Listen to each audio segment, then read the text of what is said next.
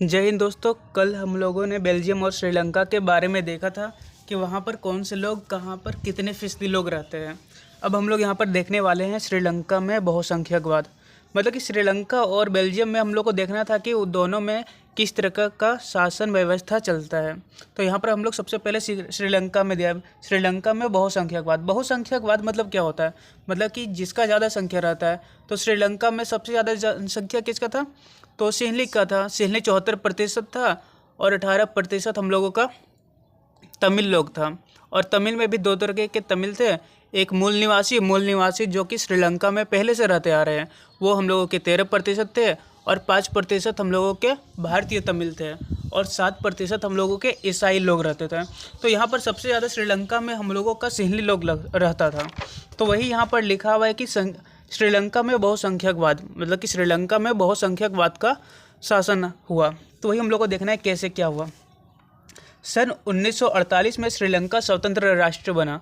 मतलब कि श्रीलंका भी पहले किसी का गुलाम था या फिर अंग्रेज या फिर किसी का गुलाम था। जैसे कि भारत हम लोगों का 1947 में आज़ाद हो गया था, उसी तरह श्रीलंका को भी 1948 में आज़ाद बन गया था, स्वतंत्र राष्ट्र बना।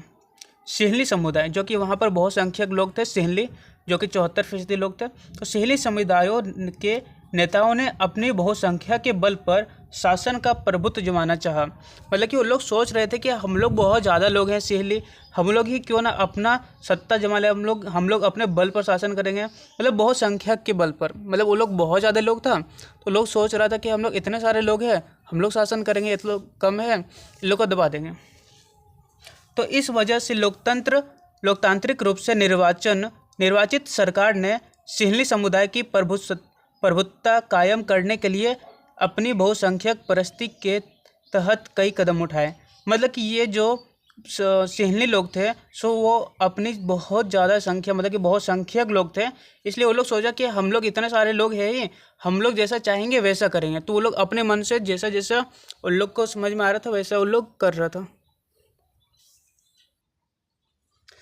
1956 में एक कानून बनाया गया, ठीक है, जिसके तहत तमिल को दरकिनार करके सिंहली को एकमात्र राजभाषा घोषित कर दिया गया। मतलब कि जो तमिल था, तमिल को हटा दिया गया। मतलब कि तमिल का भाषा को वहाँ पर कुछ माना ही नहीं गया।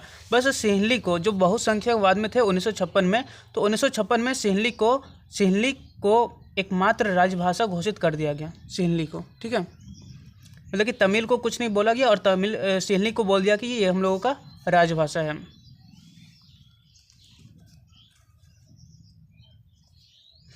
विश्वविद्यालयों और सरकारी नौकरियों में सिंहलियों को प्राथमिकता देने की नीति भी चली। मतलब कि बोला गया कि विश्वविद्यालय, मतलब कि जो भी हायर स्कूल रहेगा, हायर एजुकेशन या फिर सरकारी नौकरी रहेगा, उसमें अगर सिंहली रहेगा तो सिंहली को प्राथमिकता दिया जाने लगा। मतलब सिंहली लोग हैं तो उन लोगों को ही विश्वविद्यालयों में पढ़ने के लिए दिया जाएगा, उन लोगों को ही सरकारी दिया जाएगा। मतलब कि उन लोगों को, सब कुछ सिंहली लोगों को ही प्राथमिकता देने की नीति चली। मतलब कि जो भी चीज़ था सब कुछ सिंहली लोग को दिया जा रहा था, तमिल लोग को कुछ नहीं दिया जा रहा था। नए संविधान में यह प्रावधान भी किया गया कि सरकार बौद्ध मत को संरक्षण और बढ़ावा देगी। क्योंकि हम लोगों को पता है कि सिंहली जो लोग थे, सो सिंहली लोग कौन सा धर्म मानते थे? तो बौद्ध धर्म मानते थे। तो बौद्ध धर्म को क्या करने लगा? तो बौद्ध मत को संरक्षण, मतलब कि उसको बचाने लगा और उसको बढ़ावा देने लगा कि ज़्यादा हम लोग बौद्ध मत को बढ़ावा देंगे। एक एक करके बौद्ध मतलब समझ में आया? बौद्ध मत मतलब सिंहली का उन लोगों का धर्म था बौद्ध धर्म, ठीक है। तो बौद्ध धर्म यानी कि जो बौद्ध धर्म थे उन लोगों को संरक्षण दिया जाने लगा। और क्या किया जा रहा था? बस सिंहली भाषा को ही प्राथमिकता दिया जा रहा था और जो तमिल था, तमिल को कुछ नहीं किया जा रहा था, क्योंकि तमिल बोलने वाले बहुत कम लोग थे। तो इसलिए जो भी कुछ किया जा रहा था बस सिंहली लोगों के लिए ही किया जा रहा था। एक एक करके आइए इन सरकारी फैसलों ने श्रीलंकाई तमिलों को नाराज़गी और शासन को लेकर उनमें बेगानापन बढ़ाया। मतलब कि यहाँ पर जो तमिल थे, तमिल को कुछ कर ही नहीं रहे थे, मतलब तमिल के बारे में कुछ सोच ही नहीं रहे थे श्रीलंका में। तो उन लोगों को एक बेगानापन जैसा, मतलब कि उसके बारे में कुछ सोच ही नहीं रहा है, ऐसा उन लोगों को लगता था। उन्हें लगा कि बौद्ध धर्मावली सिंहलियों के नेतृत्व वाली सारी राजनीतिक पार्टियाँ उनकी भाषा है। मतलब कि जो जो बौद्ध धर्म मानते थे, जो सिंहली थे, उन लोगों को लगता था कि उनकी बस राजनीतिक पार्टी है और उन लोगों का ही बात सुनता था, सिंहली लोगों का ही बात सुना जाता था। उनकी भाषा और संस्कृति को लेकर असंवेदनशील है। उन मतलब कि जो तमिल लोग हैं, सो तमिल लोग को ऐसा लग रहा था कि हम लोगों का बात नहीं सुना जा रहा है, सिर्फ यहाँ पर अपना राजनीतिक पार्टी बना रहा है, वो लोग अपना भाषा ले रहा है, वो लोग अपना भाषा को राजभाषा घोषित कर दे रहा है, हम लोग का कुछ कर ही नहीं रहा है, हम लोगों तो अनदेखा कर रहा है, हम लोगों का संस्कृति को लेकर असंवेदनशील है, मतलब कि हम लोगों का तमिल लोगों का तो कुछ मान ही नहीं रहा है, ऐसा लोग सोच रहे हैं। तो उन्हें लगा कि संविधान और सरकार की नीतियाँ उन्हें समान राजनीतिक अधिकारों से वंचित कर रही है। मतलब कि ऐसा लगा कि जो सरकार यहाँ पर जो राजनीतिक नीति जो भी कुछ ला रही है, तो उन लोगों को नहीं मिल रहा है। किन लोगों को नहीं मिल रहा है? तमिल लोगों को नहीं मिल रहा है। बस जो भी कानून या फिर जो भी अधिकार मिल रहा है, सिर्फ मिल रहा था सिंहली लोगों को, और तमिल लोगों को अधिकारों से वंचित कर रही थी। नौकरियों और फायदे के अन्य कामों में उनके साथ भेदभाव हो रहा था। मतलब कि तमिल लोगों को कुछ नौकरी वोकरी भी नहीं दिया जा रहा था, कुछ कामों में भी भेदभाव किया जा रहा था और उनके हितों की अनदेखी की जा रही थी जी। मतलब कि उनका हित का बात कुछ सुना ही नहीं जा रहा था तमिल लोगों का, बस सुना जा रहा था सिंहली लोगों का, क्योंकि सिंहली लोग बहुत ज़्यादा लोग थे। परिणाम यह हुआ कि तमिल और सिंहली समुदाय के संबंध बिगड़ते चले गए। मतलब कि उन लोगों के बीच में अब बढ़िया से अब बातचीत नहीं चल रहा था, मतलब कि बढ़िया से अब जो भी संबंध था सो बढ़िया से नहीं चल रहा था, क्योंकि जो सिंहली लोग थे सिर्फ अपना ही मनमानी कर रहे थे, क्योंकि ये ज़्यादा संख्या में थे और सिंहली और तमिल लोगों का कुछ बात ही नहीं सुन रहे थे। श्रीलंकाई तमिलों ने अपनी राजनीतिक पार्टियां बना ली। मतलब कि श्रीलंका के जो तमिल थे, मूल निवासी थे ना, तो उन लोगों ने क्या क्या देखा कि हम लोगों का तो कुछ बात सुनता ही नहीं है, तो हम लोग अपना राजनीतिक पार्टी बनाएंगे। ठीक है, तो जो तमिल लोग थे, सो तमिल लोग अपना राजनीतिक पार्टी बनाई और तमिल को राजभाषा बनाने, क्षेत्रीय स्वायत्तता हासिल करने तथा शिक्षा और रोजगार में समान अवसर की मांग को लेकर संघर्ष किया। मतलब कि लोग क्या करना चाहते थे, बोला कि जो जिस तरह आप लोग अपना सिंहली भाषा को राजभाषा घोषित कर दिए हैं, उसी तरह जो हम लोगों का तमिल भाषा है, सो तमिल भाषा को राजभाषा घोषित करिए और उसके बाद फिर हम लोगों को क्षेत्रीय स्वायत्तता हासिल करना चाहिए। मतलब कि जो हम लोग का क्षेत्र है उसको एक अलग राज्य बना दीजिए, हम लोग उसमें आराम से रहेंगे, अपना शासन देख लेंगे, हम लोग अपना राजनीतिक पार्टी बना लेंगे और हम लोगों का शिक्षा और रोजगार में समान अवसर दीजिए, क्योंकि आप लोग सिर्फ विश्वविद्यालय में भी अपना सिंहली लोगों को भर दिए हैं और रोजगार में सरकारी नौकरी में भी आप लोग सिर्फ सिंहली लोगों को ही दे रहे हैं और हम लोगों को कुछ अवसर मिल ही नहीं रहा है। तो इस मांग को लेकर के उन लोगों ने संघर्ष किया, तमिल लोगों ने संघर्ष किया कि हम लोगों के लिए कुछ ऐसा मतलब अच्छा काम करिए, हम लोगों का जनसंख्या कम है तो हम लोग को क्या करें, ठीक है, लेकिन हम लोगों को तो समान अधिकार मिलना चाहिए कानून के हिसाब से।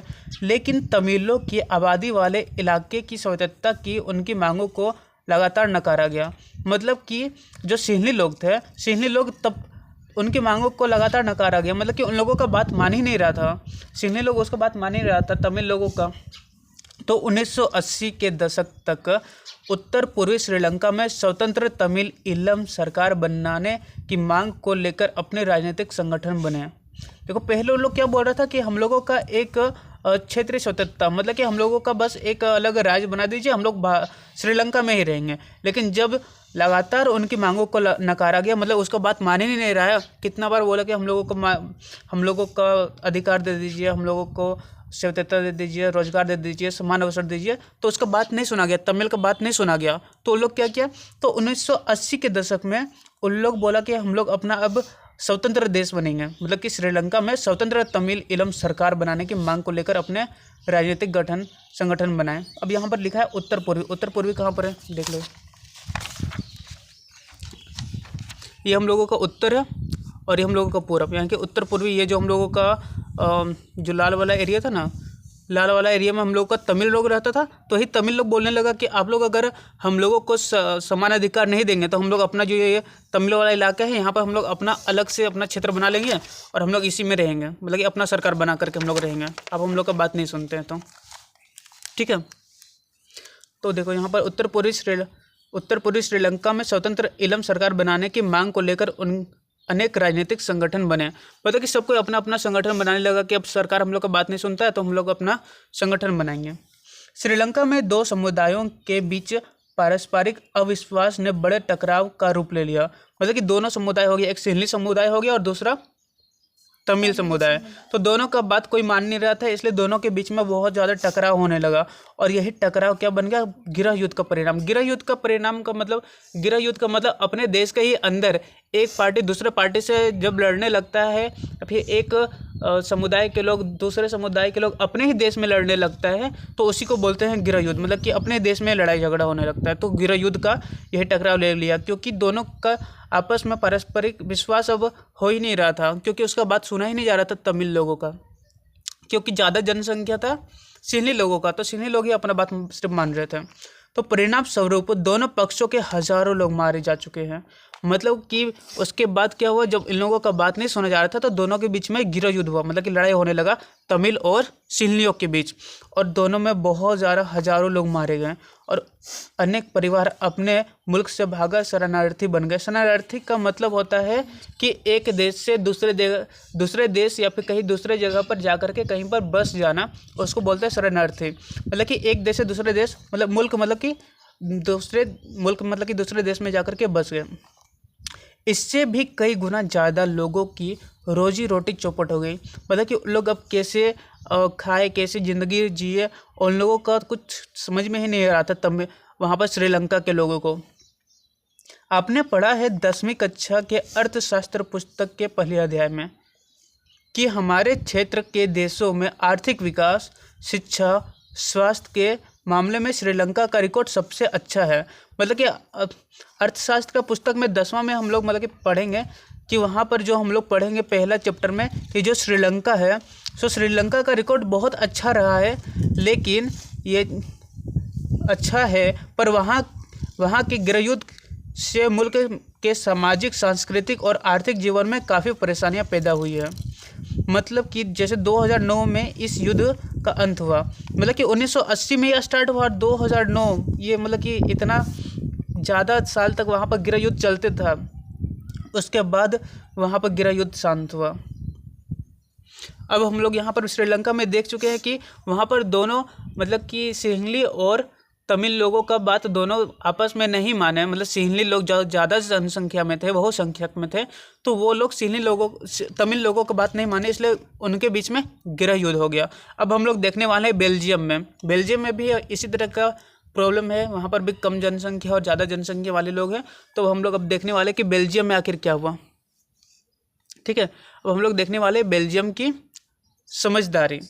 श्रीलंका में हम लोग देखे थे कि श्रीलंका में क्या था, श्रीलंका में था बहुसंख्यकवाद, मतलब बहुत ज़्यादा संख्या वाले लोग सिर्फ शासन करना चाह रहे थे। अब हम लोग देखते हैं कि बेल्जियम में आखिर क्या होता है, क्या बेल्जियम में भी बहुसंख्यकवाद होता है? नहीं, यहाँ पर तो टॉपिक में ही लिख दिया हुआ है कि बेल्जियम की समझदारी, मतलब कि बेल्जियम समझदार था। वो क्या करता है, अब इसके बारे में हम लोग अभी पढ़ते हैं। बेल्जियम के नेताओं ने श्रीलंका से अलग रास्ता अपनाने का फैसला किया। उन्होंने क्षेत्रीय अंतरों और सांस्कृतिक विविधता को स्वीकार किया। बोला कि हाँ ठीक है, हम लोगों का देश में क्षेत्रीय अंतर है, मतलब कि अलग अलग जगह पर अलग अलग लोग रहते हैं, अलग अलग संस्कृति विविधता है, मतलब कि अलग अलग लोगों का अलग अलग पहनावा है। फ्रेंच लोग कुछ और पहनते होंगे, डच लोग कुछ और पहनते होंगे, जर्मन लोग और कुछ पहनते होंगे, या फिर उन लोगों का संस्कृति अलग होगा, उन लोगों का क्षेत्रीय अलग होगा। लेकिन उन लोगों ने क्या किया, उन लोगों ने स्वीकार किया कि हाँ हम लोगों का इस तरह अलग अलग है, बेल्जियम वाले लोग। तो 1970 से 93 के बीच उन्होंने अपने संविधान में 4 संशोधन, सिर्फ मतलब कि 1970 से 93 के बीच उन्होंने 4 संशोधन किए। संशोधन का मतलब होता है कि संविधान में अगर कुछ भी चीज़ गलत है उसको सुधारने के लिए, तो इस तरह उन्होंने 4 संशोधन सिर्फ इस बात के लिए किए कि देश में रहने वाले किसी भी आदमी को बेगानापन का एहसास ना हो, मतलब कि किसी को ऐसा ना लगे कि बेगानापन हो। जैसे हम लोग श्रीलंका में देखें, श्रीलंका में तो उल्टा हो रहा था इसका। श्रीलंका में तो तमिल लोगों को लग रहा था कि हम लोगों को तो बेगानापन जैसा देखा जा रहा है, हम लोगों का बात सुना ही नहीं जा रहा है, हम लोगों को ना शिक्षा में कुछ मिल रहा है, ना ही सरकारी नौकरी में कुछ भी नहीं मिल रहा है। और यहाँ पर लेकिन यहाँ पर बेल्जियम में अलग है। तो बेल्जियम में 4 संशोधन किया, इसलिए किया क्योंकि जो आदमी लोग और भी अलग अलग धर्म या फिर अलग अलग जाति के लोग रह रहे हैं, तो उन लोगों को बेगानापन ना लगे, तो इसलिए 4 संशोधन किए कि अच्छा काम कर सके और सभी मिलजुल कर रह सके। इसलिए यहाँ पर 4 संशोधन किए गए थे। उन्होंने इसके लिए जो व्यवस्था की वह बहुत ही कल्पनाशील है, मतलब कि बहुत ही अच्छा है, तथा कोई भी देश ऐसा नहीं कर पाया। मतलब कि श्रीलंका ऐसा नहीं कर पाया, लेकिन उसकी जगह पर बेल्जियम को अगर हम लोग देखते हैं तो वो बहुत ज़्यादा अच्छा काम किया। वो मतलब कि उसने सबसे पहले स्वीकार किया, हाँ हम लोगों का अलग अलग लोग हैं, ठीक है अलग अलग लोग रहते हैं, लेकिन अब जितने भी लोग रहते हैं सबको आराम से रहेंगे, जितने भी है सबको समान अधिकार मिलेगा। इसलिए और सबको बेगानापन ना लगे, इसलिए संशोधन भी किया कि सबको मिलजुल करके रह सके। तो बेल्जियम के मॉडल यानी विशेष जानकारियों के लिए बॉक्स में देखें, बेल्जियम के मॉडल की कुछ मुख्य बातें निम्नलिखित है। मतलब कि बेल्जियम में क्या अच्छा बात हुआ, यहाँ पर पॉइंट में कुछ दिया हुआ है, तो इसको हम लोग देखते हैं। तो बेल्जियम में क्या हुआ कि संविधान में इस बात का स्पष्ट प्रावधान है कि किसके संविधान में, बेल्जियम के संविधान में, ठीक है। स्पष्ट प्रावधान क्या है, मतलब साफ साफ लिखा गया है कि केंद्रीय सरकार में डच फ्रेंच भाषी मंत्रियों की संख्या समान रहेगी। मतलब कि अगर केंद्र सरकार है, मतलब सेंट्रल गवर्नमेंट है, तो उसमें डच भाषा लोग और फ्रेंच भाषा लोग, जो दोनों भाषा लोग बोलते हैं, तो दोनों मंत्रियों की संख्या समान रहेगी। मतलब कि वो लोगों का जनसंख्या किसी का कम रहे या ज़्यादा रहे, मतलब कि पूरे उन लोगों का देश में। लेकिन अगर केंद्र सरकार का बात आए, मतलब कि अगर सरकार चलाने का बात आए, तो उसमें क्या होगा, उसमें जितने भी लोग हैं, चाहे फ्रेंच भाषी लोग, मतलब डच या फिर फ्रेंच, जितने भी लोग रहे, तो उन लोगों का केंद्र सरकार में मंत्री समान समान रहेगा, ठीक है।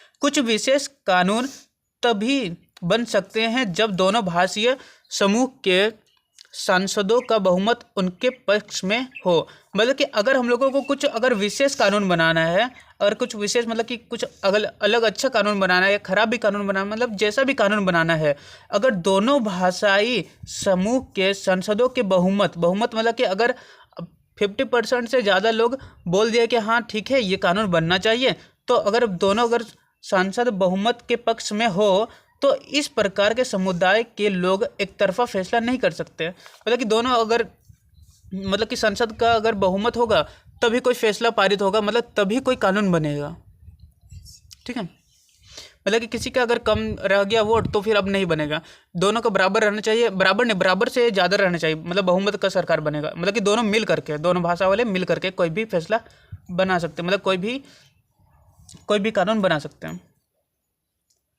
केंद्र सरकार की अनेक शक्तियां देश के 2 इलाकों के क्षेत्र सरकारों को सुपुर्द कर दी गई है, यानी राज्य सरकारें केंद्र सरकारें के अधीन नहीं है। मतलब कि जैसे हम लोगों का भी देश में क्या है, मतलब कि जैसे हम लोगों का सेंट्रल गवर्नमेंट है और हम लोगों का एक स्टेट गवर्नमेंट है। हम लोग का भारत में जैसे हम लोग देखें कि अगर कोई भी राज्य में रहते हैं, झारखंड, बिहार या फिर यूपी में, तो फिर हम लोगों का एक अलग से गवर्नमेंट दिया गया है जिसको हम लोग मुख्यमंत्री कंट्रोल करता है हम लोगों का राज्य को। और वही अगर हम लोग सेंट्रल गवर्नमेंट में देखें तो सेंट्रल गवर्नमेंट में हम लोगों का पीएम कंट्रोल करता है, प्रधानमंत्री पूरे देश को। तो वहाँ पर वही बोला गया कि प्रधानमंत्री का अलग अलग काम रहेगा और केंद्र सरकार का मतलब राज्य सरकार का अलग अलग काम रहेगा। तो राज्य सरकार के काम में केंद्र सरकार हाथ नहीं कुछ मतलब कर सकता है, और ना ही केंद्र सरकार के काम में हम लोग कुछ काम कर सकते हैं। मतलब कि हम लोग दोनों अलग अलग है, मतलब कि अपने स्वतंत्र है, दोनों अपना जो भी फैसला है लेने का, दोनों अपना अलग अलग ले सकता है। तो वहीं यहाँ पर लिखा कि केंद्र सरकार अनेक शक्तियाँ देश के 2 इलाकों की क्षेत्रीय सरकारों को सुपुर्द कर दी गई, यानी राज्य सरकारें केंद्र सरकारों के अधीन नहीं है। मतलब केंद्र सरकार के अंडर में नहीं है राज्य सरकार है, राज्य सरकारें अलग है, राज्य सरकार का जो भी मन करेगा वो अपना कर सकता है, केंद्र सरकार के अधीन नहीं है। ब्रसेल्स या फिर ब्रुसेल्स ये हम लोगों का राजधानी है बेल्जियम का। तो ब्रसेल्स में अलग सरकार है, मतलब कि बेल्जियम क्या था, बेल्जियम देश था, देश के अंदर ये हम लोगों का राजधानी था, राजधानी में ही तो हम लोग केंद्र सरकार बैठता है। तो वही लिखा है कि ब्रसेल्स में अलग सरकार है और इसमें दोनों समुदायों का समान प्रतिनिधित्व है। मतलब कि जो दोनों समुदाय कौन कौन, एक हो गया हम लोगों का फ्रेंच भाषी लोग और दूसरा हम लोगों का हो गया डच भाषी लोग। तो जो दोनों समुदाय के लोग हैं तो समान प्रतिनिधि में बैठेंगे कहाँ पर, ब्रसेल्स में, ठीक है, ब्रुसेल्स में। तो फ्रेंच भाषी लोगों ने ब्रुसेल्स में समान प्रतिनिधित्व के इस प्रस्ताव को स्वीकार किया। बोला कि हाँ ये तो अच्छा बात है, फ्रेंच भाषी लोग बोला कि हाँ समान लोग रहना चाहिए, समान प्रतिनिधित्व रहना चाहिए, कहाँ पर रहना चाहिए, ब्रुसेल्स में इस प्रस्ताव को स्वीकार किया। क्योंकि डच भाषी लोगों ने केंद्रीय सरकार में बराबरी का प्रतिनिधित्व स्वीकार किया था। क्यों? क्योंकि लोग बोला था कि केंद्र सरकार में जब इन लोग बोला था कि हाँ बराबरी रहेगा, डच भाषा वाले लोग तो बोला कि हाँ ये भी बराबर रहेगा, तो ये भी स्वीकार किया था। तो इन लोगों ने भी, फ्रेंच भाषी लोगों ने भी बोला कि हाँ ठीक है, ब्रसेल्स में भी हम लोगों का समान प्रतिनिधित्व रहेगा, तो वहाँ पर भी बराबर रहेगा। मतलब दोनों कहने का मतलब ये है कि हम लोगों का अगर केंद्र में बराबर बराबर हिस्सा रहेगा और हम लोगों का ब्रसेल्स है, तो दोनों में हम लोगों का बराबर बराबर समान समान लोग बैठेंगे। ठीक है, मतलब कि जहाँ भी है तो हर जगह बराबर बराबर रहेंगे, मतलब कि कहीं पर कोई कम नहीं रहेगा, कहीं पर कोई ज़्यादा नहीं रहेगा, हर जगह बराबर बराबर। यहाँ पर कुछ बोर्ड में लिखा हुआ है कि बेल्जियम की एक बस्ती का पता दिया गया है, फोटोग्राफर में अंकित है। यहाँ पर लिखा हुआ है कुछ, तो गौर करके स्थान का नाम और दिशा की जानकारी 2 भाषाओं फ्रेंच और डच में दी गई है। मतलब कि वहाँ पर एक ऐसा रूल था कि अगर कुछ भी चीज़ होगा तो सब जगह बराबर बराबर होगा, चाहे वो बोर्ड साइन हो नहीं क्यों नहीं हो। जैसे यहाँ पर कोई अगर स्थान का नाम भी दिया गया ना कि यहाँ पर से इधर हम लोग जाएंगे तो ये ग्रैंड प्लेस या फिर जो भी है तो इस दिशा में दिया गया है, तो अगर ये हम लोगों का अगर फ्रेंच या फिर जो भी डच में लिखा गया तो वही भाषा हम लोगों का फ्रेंच और डच दोनों में वही बोर्ड में लिखा रहेगा। मतलब कि किसी भाषा के साथ ऐसा नहीं है कि किसी भाषा को कम मान्यता दिया जा रहा है, किसी को ज़्यादा, यहाँ पर दोनों में बराबर बराबर। अगर कहीं पर जैसे हम लोग भारत में क्या है, भारत में कहीं बोर्ड पर लिखा रहता है, हिंदी में भी लिखा रहता है और इंग्लिश में भी लिखा रहता है, उसी तरह यहाँ पर फ्रेंच में भी लिखा रहता है और डच में भी लिखा रहता है। मतलब कि दोनों को बराबर समान अधिकार यहाँ पर दिया जा रहा है, इस बोर्ड साइन से हम लोग को पता चलता है।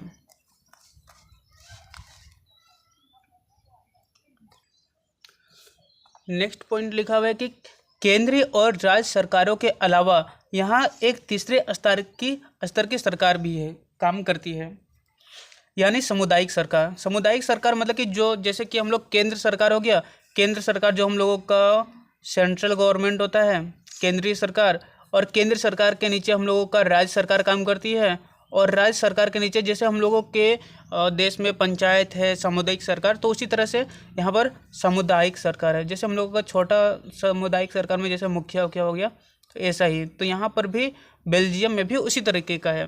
केंद्रीय सरकारें भी है, राज्य सरकारें भी है, और इसके अलावा एक तीसरे स्तर के भी सरकारें हैं, यह काम करती है, यानी सामुदायिक सरकार। ठीक है, इस सरकार का चुनाव एक ही भाषा बोलने वाले लोग करते हैं। जैसे डच, फ्रेंच, जर्मन बोलने वाले समुदायों के लोग, चाहे वे जहाँ भी रहते हो, इस सामुदायिक सरकार को चुनते हैं। मतलब कि जैसे हम लोग देखे थे कि डच बोलने वाले लोग सबसे ज़्यादा थे, 59% थे, और ये लगभग हम लोगों का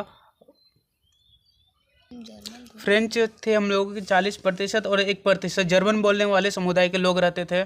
तो वहाँ पर जहाँ पर जैसे कि छोटा हम लोगों का जैसे गांव हो गया, तो गांव में तो हर एक लैंग्वेज बोलने वाले रहते हैं, तो उस तरीके से वहाँ पर सिर्फ एक ही भाषा बोलने वाले लोग वहाँ पर चुनेंगे। मतलब कि जैसे डच बोलने वाले हैं तो डच बोलने वाले लोग वहाँ पर एक सरकार को चुन लेंगे, और कहीं पर किसी क्षेत्रीय गांव में फ्रेंच बोलते तो वहाँ फ्रेंच वाले लोग अपना देख लेंगे कि किसको चुनना है। तो इस सरकार को सांस्कृतिक, शिक्षा और भाषा जैसे मामलों पर फैसले लेने का अधिकार है। मतलब कि जो सामुदायिक सरकार है वो देखेगा कि हम लोगों का सांस्कृतिक कैसा चल रहा है। संस्कृति मतलब कि जैसे हम लोग का रीति रिवाज, कपड़ा पहनना, इस तरह का भाषा बोलचाल, तो ये सांस्कृतिक हो गया। और शिक्षा मतलब कि हम लोगों का शिक्षा और भाषा जैसे मामलों पर फैसले लेने का अधिकार है। किसको? सामुदायिक सरकार को। आपको बेल्जियम का मॉडल कुछ जटिल लग सकता है, मतलब कि बेल्जियम लग सकता है कि यहाँ पर तो 2-3 सरकार है, यहाँ पर केंद्र सरकार है, राज्य सरकार है, और प्लस में सामुदायिक सरकार भी है। जटिल हो सकता है, निश्चित रूप से यह जटिल है। मतलब कि हाँ, सच में ये जटिल है, लेकिन खुद बेल्जियम में रहने वालों के लिए भी, मतलब कि बेल्जियम में रहने वालों के लिए भी यह जटिल है, पर यह व्यवस्था बेहद सफल रही है। मतलब कि ये जो व्यवस्था है इस बेल्जियम का बहुत ज़्यादा अच्छा रहा है। क्यों? क्योंकि इससे मुल्क में गृह युद्ध की आकांक्षाओं पर विराम लग गया है। मतलब कि वहाँ पर गृह युद्ध होता ही नहीं है, वहाँ पर 2-3 धर्म के लोग रहते हैं, अलग अलग भाषा बोलते हैं, तब भी वहाँ पर कुछ गृह युद्ध का तो सवाल ही नहीं उठ रहा है, सबको समान अधिकार दिया गया है। वरना गिरोह युद्ध की स्थिति में बेल्जियम भाषा के आधार पर 2 टुकड़ों में बट गया होता, क्योंकि वहाँ पर तो 2 भाषा अलग अलग लोग बोलते थे। वहाँ पर डच 59% लोग, फ्रेंच 40% लोग, तो अब तब तक तो वहाँ पर बट चुके होते भाषा के आधार पर। लेकिन उन लोगों ने क्या किया, उन लोगों ने समान अधिकार दिया सबको। जब अनेक यूरोपीय देशों ने साथ मिलकर यूरोपीय यूनियन यूरोपीय संघ बनाने का फैसला लिया तो ब्रुसेल्स को उसका मुख्यालय चुना गया। देखिए यूरोपीय संघ मतलब कि एक हम लोगों का यूरोप का जो यूरोप महादेश है उसका एक हेडक्वार्टर बना गया कि कोई भी अगर फैसला लेने करेगा तो लोग अपना महादेश का कुछ अपना वो लोग अपना फैसला लेगा। तो वहाँ पर का जो हेडक्वार्टर है मतलब मुख्यालय है, तो मुख्यालय ब्रुसेल्स को चुना गया। क्यों? क्योंकि ब्रुसेल्स में ही देखा गया कि सबसे ज़्यादा यहाँ पर इतना ज़्यादा विविधता होने के बाद भी यहाँ पर मतलब इतने अच्छे से लोग रह रहे हैं। तो ये हम लोगों का दिख रहा है कि ये ब्रसेल्स बेल्जियम में स्थित यूरोपीय संसद है, जहाँ पर पूरे यूरोप के लोगों का संसद है। इसका एक मुख्यालय ब्रसेल्स में है, यानी कि यूरोपीय संघ का मुख्यालय कहाँ पर है? ब्रसेल्स में है। अब नेक्स्ट पार्ट हम लोग नहीं यहाँ पर नीचे थोड़ा सा बचा हुआ है, नीचे भी हम लोग देख लेते हैं क्या लिखा हुआ है।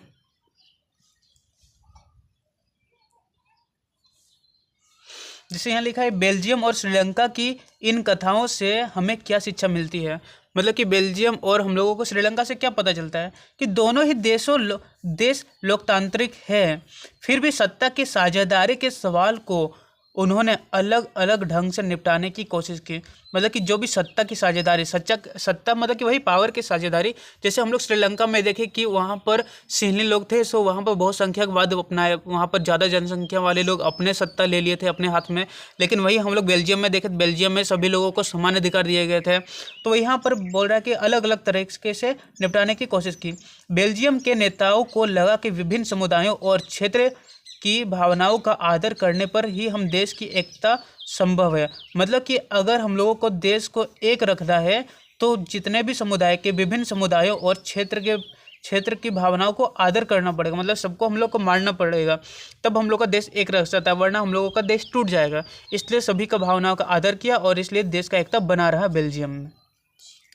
इस एहसास के चलते दोनों पक्ष में सत्ता में साझेदारी करने पर सहमत हुए। मतलब कि दोनों लोग बोल दिए हाँ ठीक है, दोनों को अगर बराबर अधिकार मिलेंगे तो फिर हम लोग तैयार है, हम लोगों को सत्ता में कुछ प्रॉब्लम नहीं है बेल्जियम में। लेकिन वही श्रीलंका में ठीक उल्टा रास्ता अपनाया गया। वहाँ पर क्या हुआ कि श्रीलंका में क्या हुआ था, श्रीलंका में तो बहुत ज़्यादा जनसंख्या वाले लोग अपना शासन चलाना चाह रहे थे, जो सिंहली लोग थे वो अपना शासन चला रहे थे।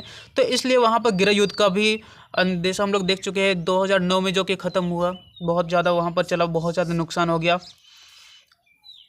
इससे यह पता चलता है कि अगर बहुत संख्यक समुदाय दूसरों पर प्रभुत्व कायम करने और सत्ता में उनको हिस्सेदार न बनाने का फैसला करता है तो इससे देश की एकता ही संकट में पड़ सकती है। मतलब अगर हम लोग सोचेंगे कि नहीं, हम लोग दूसरे समुदाय को तो बहुत संख्यक समुदाय में हम लोग रहेंगे और दूसरों को कुछ हिस्सा ही नहीं देंगे, तो इससे हम लोगों का देश और ज़्यादा संकट में बढ़ सकता है, जैसा कि हम लोग श्रीलंका में देख चुके हैं और वो गृह युद्ध का भी रूप ले चुका था। अब नेक्स्ट पार्ट हम लोग नेक्स्ट पार्ट में देखेंगे। Thank you.